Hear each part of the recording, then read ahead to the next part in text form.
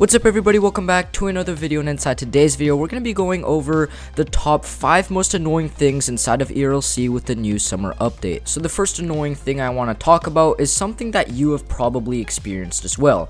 I always remember driving over here and wanting to turn on the highway, but with the new summer update the highway has been raised and there is no longer an exit from the highway all the way to here, meaning that now when you drive on the highway you can no longer exit over here or over there, which is super annoying because I'm really used to always taking the exit over here to go into High Rock. And now if you want to do that, you have to go all the way down to Springfield, go into Springfield and turn all the way over here, and then you arrive here at the High Rock Park entrance. They could still technically add a exit right over here on the side of the highway, which I think is something that they should do, since a lot of players are used to having that exit to go into High Rock or to go into the farms, and I definitely think it makes things a bit more fun. So yeah, it is possible that they add the exit that used to be here in a future update. So the second thing that I think is really annoying is probably something that annoys you a lot as well, and that's crashing into things like these lampposts. And you're probably wondering, like, what is this guy talking about? Of course, if you hit into a lamppost it's going to break and it's going to damage your vehicle,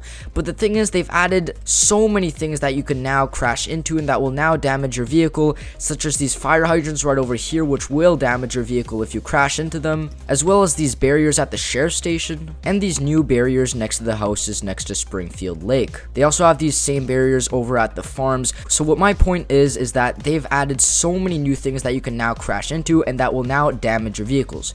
Some buildings and some trees also damage your vehicle as well, meaning that after 10 minutes of driving around the county in a public server, your vehicle is definitely going to need to be repaired, which is sometimes really annoying since there's so many things you can crash into and it's really difficult to sometimes avoid them. Now, I don't think this should really be changed. Of course, I feel like it's super realistic that when you crash into something it breaks, but I just think that it's pretty annoying, but definitely not something that they should remove. So the third most annoying thing in ERLC is something that you probably encounter a lot in public servers, and it's also something that's about to happen to me.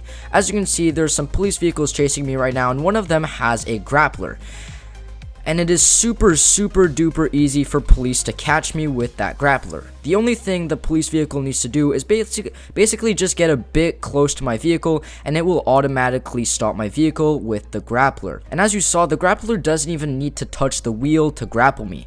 The police vehicle was at least 10 meters behind me and it still managed to grapple me, which is super annoying because if you're a criminal in a public server trying to escape the police, all the police have to do is just get 10 meters away from your vehicle and you are permanently immobilized until they release you, of course. And there's absolutely no way to get out of this. Now for the fourth most annoying thing inside of ERLC with the new summer update, I need to head to the gun store. As you probably know, in the summer update they revamped the whole gun system, and I personally think it's pretty good, and they keep making some bug fixes and improvements with the new gun system, which always makes it better, because I think we can all agree on this. At the beginning it wasn't so great, but there is still something that really annoys me with it. So over here I have a gun and I'm gonna put myself in first person. As you can see, if I shoot at one spot it's pretty much gonna stay exactly where I'm aiming. But as soon as I go in third person, this weird kind of animation kicks in with my body, which is pretty annoying, but that's not even the worst part of it. If I point this little white dot to the torso of this mannequin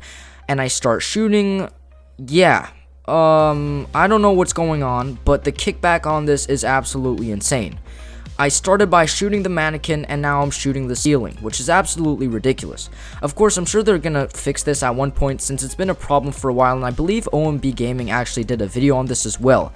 Anyways, that's something that's pretty annoying because whenever I'm in a roleplay and I'm trying to shoot somebody in third person, I just can't aim whatsoever since it goes all the way to the sky. So the fifth most annoying thing inside of ERLC with the new summer update is probably something that doesn't really affect you, but it does for me. And that's how easy it is to push vehicles. As you can see, I'm not even that strong, but I am able to push this Bugatti wherever I want, and it's actually pretty easy. I can just spin this thing as many times as I want.